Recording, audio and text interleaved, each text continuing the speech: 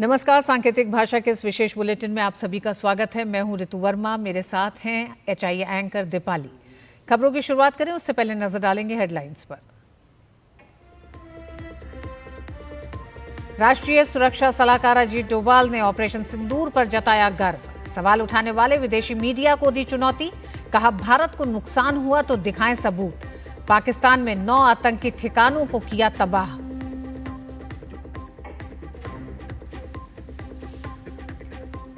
एक राष्ट्र एक चुनाव पर विचार के लिए गठित संसद की संयुक्त समिति की हुई महत्वपूर्ण बैठक। पूर्व CJI DY चंद्रचूड़ और JS खेर ने GPC के समक्ष रखे सुझाव। PP चौधरी ने सुझावों को बताया बेहद अहम।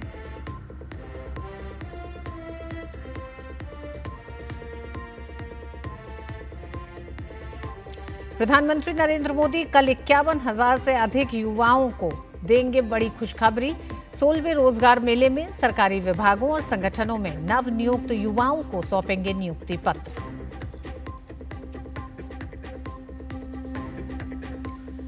महाराष्ट्र में जबरन या प्रलोभन से धर्मांतरण के खिलाफ कड़ा कानून जल्द। मुख्यमंत्री देवेंद्र फडणवीस ने कहा, धार्मिक स्वतंत्रता की रक्षा करते हुए जबरदस्ती या लालच के माध्यम से धर्मांतरण पर रोक लगाने के लिए किए जाएंगे उपाय।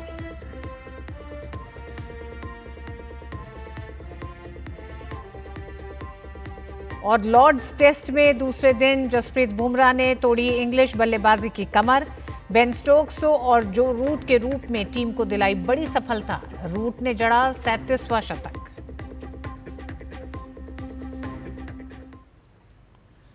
राष्ट्रीय सुरक्षा सलाहकार अजीत डोभाल चेन्नई स्थित IIT मद्रास के 62वें दीक्षांत समारोह में शामिल हुए। इस मौके पर राष्ट्रीय सुरक्षा सलाहकार ने ऑपरेशन सिंदूर में भारतीय सैनिकों की अदम्य साहस की सराहना की। उन्होंने कहा कि देश को ऑपरेशन सिंदूर पर नाज है। NSA ने कहा कि हमें गर्व है कि इस ऑपरेशन के दौरान स्वदेशी तकनीक का इस्तेमाल करते आतंकी ठिकानों को नेस्तनाबूद किया गया। We have to develop our indigenous technology. Mention was made here of Sindoor. We are really proud of it, not for necessarily what people perceive. That how much of an indigenous content was there. We are proud of it, that some of the best systems that worked, whether it was our BrahMos systems, whether it was our integrated air control and command systems, whether it was our radars, whether it was the whole this of it that was being done at the battlefield surveillance about the position out there. We decided to have 9 terrorist targets in the crisscross of Pakistan. It was not on the border area something, which we thought were there this way. We missed none. Ajit Doval ने operation सिंदूर को बेहद ही सफल बताया। उन्होंने कहा कि भारतीय सैनिकों ने पाकिस्तान के 9 आतंकी ठिकानों का निशाना बनाया और इस पूरे ऑपरेशन को अंजाम देने में मात्र 23 मिनट लगे। We decided to have 9 terrorist targets in the crisscross of Pakistan. It was not on the border area something, which we thought were there this way. We missed none. We hit nowhere else except that. And it is also not that that was a very, it was precise to the point where we knew who is where. Entire operation was started at 5 minutes past 1 and was over at 28 minutes past 1. राष्ट्रीय सुरक्षा सलाहकार अजीत डोभाल ने पाकिस्तान पर भारत के खिलाफ झूठे प्रचार का आरोप लगाया। NSA ने कहा कि IIT मद्रास में अपने संबोधन के दौरान उन्होंने कहा कि विदेशी मीडिया को झूठे प्रचार पर घेरते हुए किसी फोटो या सबूत दिखाने की बात भी कही। Thereafter, a lot of things are said that this thing, foreign press and all these things, they said Pakistan did that and this. You tell me one photograph, one imagery. In, these days, these imageries are from the satellites all over the world. They are this thing. Which shows any Indian damage being done, even a glass pane having been torn.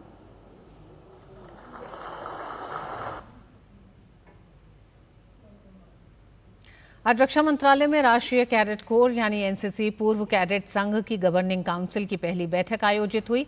इस बैठक की अध्यक्षता रक्षा मंत्री राजनाथ सिंह ने की, जबकि बैठक में मुख्य रूप से सांसद मनोज तिवारी, रक्षा सचिव राजेश कुमार सिंह, शिक्षा सचिव संजय कुमार, युवा मामलों की सचिव डॉक्टर पल्लवी जैन गोविल और एनसीसी महानिदेशक लेफ्टिनेंट जनरल गुरबीर पाल सिंह मौजूद रहे।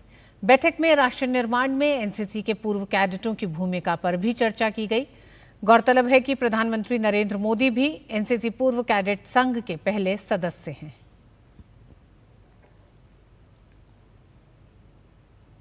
एक देश एक चुनाव के लिए 129वें संशोधन बिल पर ज्वाइंट पार्लियामेंट्री कमेटी की बैठक संसद भवन में हुई। बैठक में सुप्रीम कोर्ट के 2 पूर्व मुख्य न्यायाधीश न्यायमूर्ति डीवाई चंद्रचूड़ और न्यायमूर्ति जेएस खेहर कमेटी के सामने सुझाव रखे। गौरतलब है कि संसद में पेश हुए 129वें संविधान संशोधन बिल पर चर्चा करने और सुझाव लेने के लिए पूर्व केंद्रीय मंत्री पीपी चौधरी की अध्यक्षता वाली 39 सदस्यीय जेपीसी बनाई गई है। जेपीसी का काम बिल पर व्यापक विचार विमर्श करना, विभिन्न पक्षकारों और विशेषज्ञों से चर्चा करना और अपनी सिफारिशें सरकार को देना है। अब तक कमेटी की 4 बैठकें हो चुकी हैं। केंद्रीय विश्वविद्यालयों के कुलपतियों का 2 दिवसीय सम्मेलन गुजरात के केवड़िया में केंद्रीय मंत्री धर्मेंद्र प्रधान और राज्य मंत्री सुकांतो मजूमदार की उपस्थिति में हो रहा है। इस सम्मेलन में देश भर के 50 से अधिक विश्वविद्यालयों के कुलपति भाग ले रहे हैं। इस सम्मेलन का मुख्य विषय एनईपी 2020 के कार्यान्वयन की समीक्षा, मूल्यांकन और योजना के माध्यम से विकसित भारत 2047 के विजन को साकार करना है। इस चिंतन शिविर में दिल्ली विश्वविद्यालय, हरियाणा विश्वविद्यालय, असम विश्वविद्यालय, हेमवती नंदन बहुगुणा गढ़वाल विश्वविद्यालय, राजस्थान केंद्रीय विश्वविद्यालय, कश्मीर केंद्रीय विश्वविद्यालय, विश्व भारती, इंदिरा गांधी राष्ट्रीय जनजातीय विश्वविद्यालय, राष्ट्रीय संस्कृत विश्वविद्यालय, सिक्किम विश्वविद्यालय, त्रिपुरा विश्वविद्यालय, जवाहरलाल नेहरू विश्वविद्यालय, इलाहाबाद विश्वविद्यालय समेत कई संस्थान भाग ले रहे हैं। केंद्रीय मंत्री सुकांता मजूमदार ने कहा कि प्रधानमंत्री मोदी के नेतृत्व में देश के सभी केंद्रीय विश्वविद्यालय समन्वय के साथ काम कर रहे हैं। भारत के सारे केंद्रीय विश्वविद्यालय अपने एक दूसरे के साथ कोऑर्डिनेशन से काम करें और एनईपी 2020 जो है, जो हमारा मसौदा है, जिसको आगे लेकर हम सामने चल रहे हैं आदरणीय प्रधानमंत्री जी के नरेंद्र भाई मोदी जी के नेतृत्व में और हमारे शिक्षा मंत्री माननीय धर्मेंद्र प्रधान जी की मार्गदर्शन में, इसको धरातल पे लाने का काम कैसे हो सकता है, इस पे ऊपर टॉक हो रहे हैं। सम्मेलन के आयोजक वडोदरा केंद्रीय विश्वविद्यालय के कुलपति रमाशंकर दुबे ने कहा कि सम्मेलन में राष्ट्रीय शिक्षा नीति 2020 की प्रगति की समीक्षा और आगे के रोड मैप को लेकर चर्चा की गई। इस कॉन्फ्रेंस का उद्देश्य था कि राष्ट्रीय शिक्षा नीति 2020 की जो घोषणा की गई है उसमें कितना इम्प्लीमेंट हो चुका है और आगे का हमारा रोड मैप क्या है।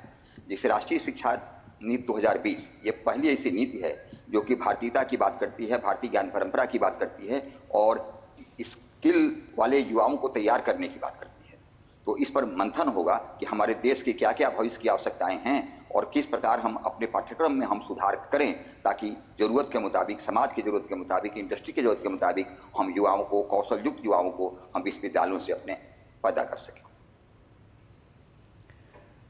देश में आए दिन जबरन धर्मांतरण कराए जाने के मामले सामने आ रहे हैं। इसके मद्देनजर महाराष्ट्र सरकार जल्द ही जबरन या प्रलोभन देकर किए जाने वाले धर्मांतरण के खिलाफ एक कड़ा कानून लाने की दिशा में आगे बढ़ रही है।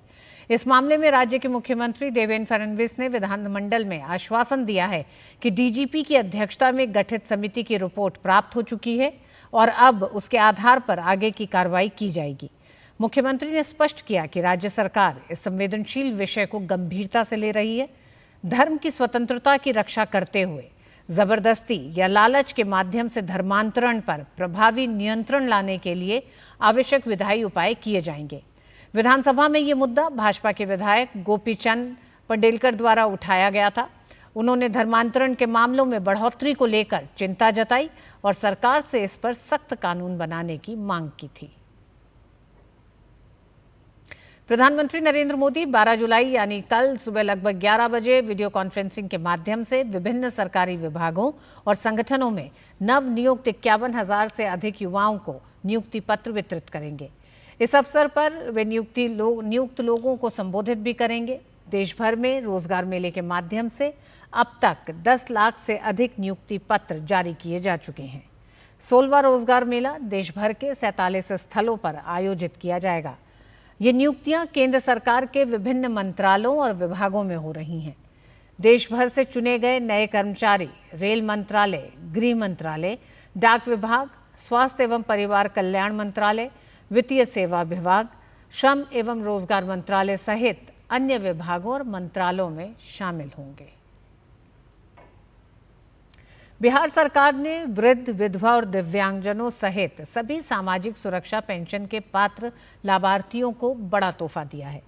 मुख्यमंत्री नीतीश कुमार ने बिहार में सामाजिक सुरक्षा को मजबूत करते हुए 1 करोड़ 11 लाख से अधिक पेंशन भोगियों को बड़ी सौगात दी है। मुख्यमंत्री नीतीश कुमार ने 1,227 करोड़ रुपए से ज्यादा की राशि डायरेक्ट बेनिफिट ट्रांसफर के माध्यम से लाभार्थियों के बैंक खातों में भेजी है। बिहार सरकार ने सामाजिक सुरक्षा के तहत मिलने वाली पेंशन की राशि को 400 रुपए से बढ़ाकर अब 1100 रुपए कर दिया है। एक ऐतिहासिक कदम है। 1 करोड़ 11 लाख से ऊपर लोगों को पेंशन 400 से 1100 मिला। बिहार के मुख्यमंत्री नीतीश कुमार जी के नेतृत्व में ये बिहार के लोगों के लिए एक बड़ा निर्णय और बड़ा परिवर्तन का शुरुआत है। हर 10 तारीख को अब पेंशन की व्यवस्था बनेगी और अब से हर महीने की 10 तारीख को पेंशन की राशि सभी पात्र लाभार्थियों के खातों में चली जाएगी। सरकार ने निर्देश दिया है कि यह सुनिश्चित किया जाए कि राशि समय पर हस्तांतरित हो। सरकार के इस फैसले का लोगों ने स्वागत किया। के लिए 1100 रुपये करिए दिया है, 1100 रुपये मिले शुरू भी हो गया है। हम सबको तो बढ़िया बात किया है। सरकार तो बढ़िया काम कर रहा है हम सबको लिए। पैसा मिला है, बहुत खुशी की बात है। हम लोग मोदी के धन्यवाद करते हैं, मुख्यमंत्री के अपने तरफ से प्रणाम करते हैं उनको। पहले मिलता था 400, अब 1100 बिहार सरकार दे दिया। 400 रुपया से अब 1100 रुपया सब विकलांग का सबको पैसा अकाउंट में चला गया। दिल्ली के पर्यावरण मंत्री एवं भाजपा के राष्ट्रीय सचिव मनजिंदर सिंह सिरसा ने पंजाब आम आदमी पार्टी के अध्यक्ष और राज्य के मंत्री अमन अरोड़ा को बेबुनियाद और अपमानजनक आरोप लगाने के मामले में कानूनी नोटिस भेजा है।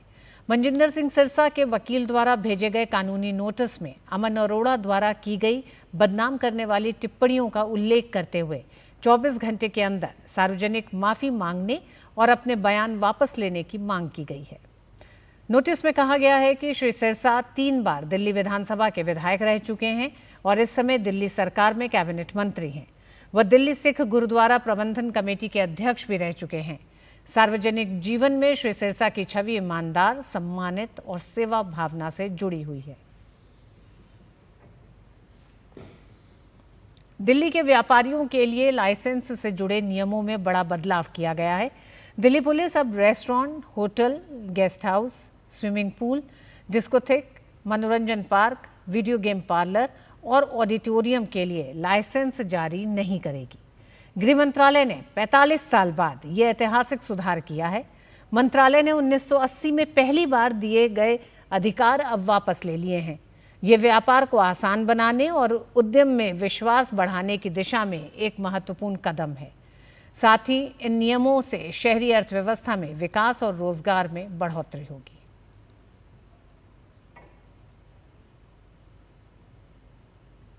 और बुलेटिन में वक्त एक छोटे से ब्रेक का।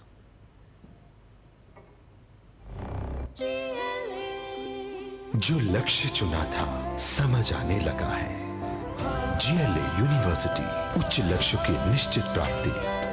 जब धरती चीर कर निकलता है लोहे का पत्थर और मिलता है मोंगिया के जोश से, फिर तपता है, पिघलता है और बनता है फौलाद।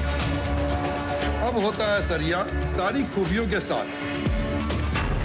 मोंगिया स्टील, मजबूत देश का मजबूत सरिया। देश भर में एक देश एक चुनाव की योजना यानी एक राष्ट्र एक चुनाव पर विचार के लिए गठित संसद की संयुक्त समिति जेपीसी की महत्वपूर्ण बैठक हुई। बैठक में पूर्व सीजीआई डीवाई चंद्रचूड़ और जेएस खेर ने जेपीसी के सामने अपने सुझाव रखे। हमारे संवाददाता शैलेंद्र मिश्र ने एक देश एक चुनाव पर जेपीसी चेयरमैन पीपी चौधरी से बात की।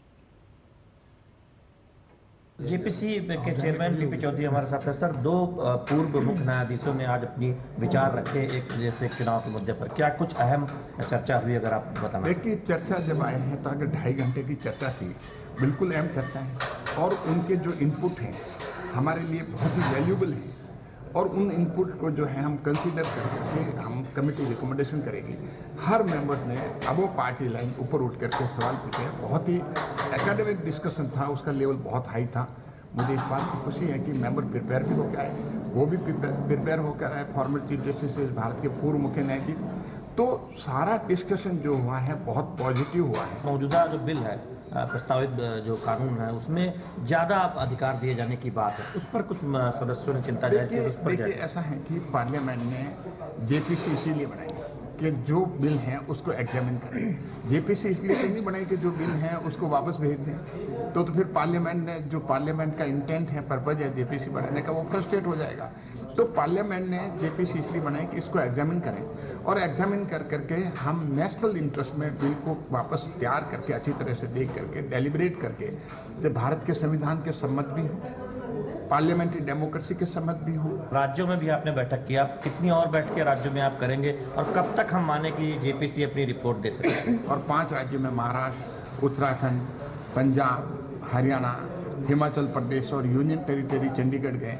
सभी को हमने सुना और बहुत ही अच्छे हमें इनपुट मिले। अगर मेरा मानना है कि अगर हम इन राज्यों में नहीं जाते तो इतने हमें बहुत ही वैल्यूबल इनपुट जो है वो नहीं मिल पाते। बहुत बहुत धन्यवाद। पीपी चौधरी बता रहे थे कि ज़्यादा से ज़्यादा राज्यों में जाकर इनपुट लेने का प्रयास जेपीसी करेगा और महत्वपूर्ण सुझाव आए हैं आज की बैठक से। शैलेंद्र मिश्र, डीडी न्यूज, दिल्ली। श्री अमरनाथ यात्रा 2025 के सफल और सुरक्षित संचालन के लिए भारतीय सेना ने ऑपरेशन शिवा 2025 शुरू किया है। ये अभियान विशेष रूप से ऑपरेशन सिंदूर के बाद पाकिस्तान समर्थित आतंकवादियों से संभावित खतरे को ध्यान में रखते हुए चलाया जा रहा है। इस वर्ष 8,500 से अधिक सैनिकों को आधुनिक तकनीक और संसाधनों से लैस कर तैनात किया गया है। ड्रोन खतरों को बेअसर करने के लिए 50 से अधिक काउंटर यूएस और ईडब्ल्यू सिस्टम, लाइव यूएवी निगरानी और आतंकवाद रोधी ग्रिड के माध्यम से यात्रा मार्गों की सुरक्षा सुनिश्चित की जा रही है। सेना ने 150 डॉक्टरों के साथ 9 मेडिकल एड पोस्ट, अस्पताल और 26 ऑक्सीजन बूथ तैयार किए हैं ताकि जबकि ट्रैक चौड़ीकरण, पुल निर्माण और आपदा प्रबंधन के लिए इंजीनियर टास्क फोर्स सक्रिय है। यात्रा मार्ग पर काफिलों की live tracking, high resolution camera और ड्रोन से लगातार निगरानी की जा रही है। श्रावण मास के पहले दिन देश भर के शिवालयों में भक्तों में भारी उत्साह देखा गया। गाजियाबाद के प्राचीन दुग्धेश्वर महादेव मंदिर में भी श्रद्धालु प्रातःकाल से ही गंगाजल, बेलपत्र, दूध और धतूरा अर्पित कर भगवान शिव का रुद्राभिषेक किया गया। देखिए डीडी न्यूज की संवाददाता डॉक्टर सुयेश शर्मा की गाजियाबाद के दुग्धेश्वर महादेव के मंदिर से ये खास रिपोर्ट।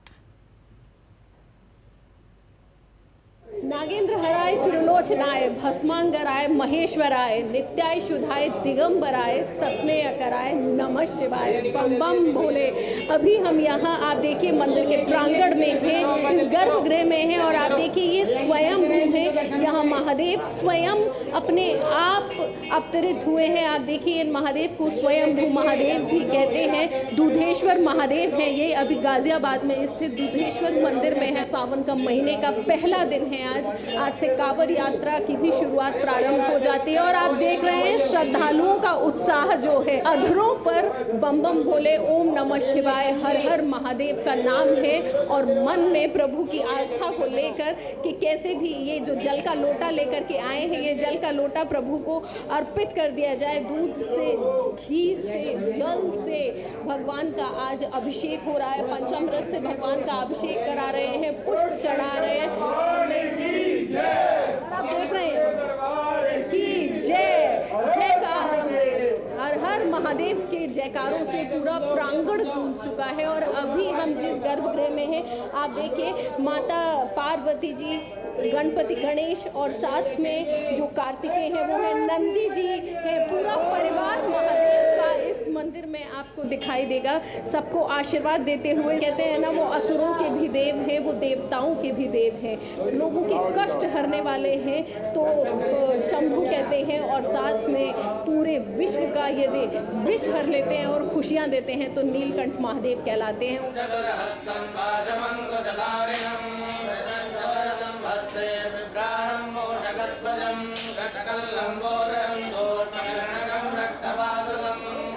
दुधेश्वर मंदिर में भगत पूजा करने आते हैं।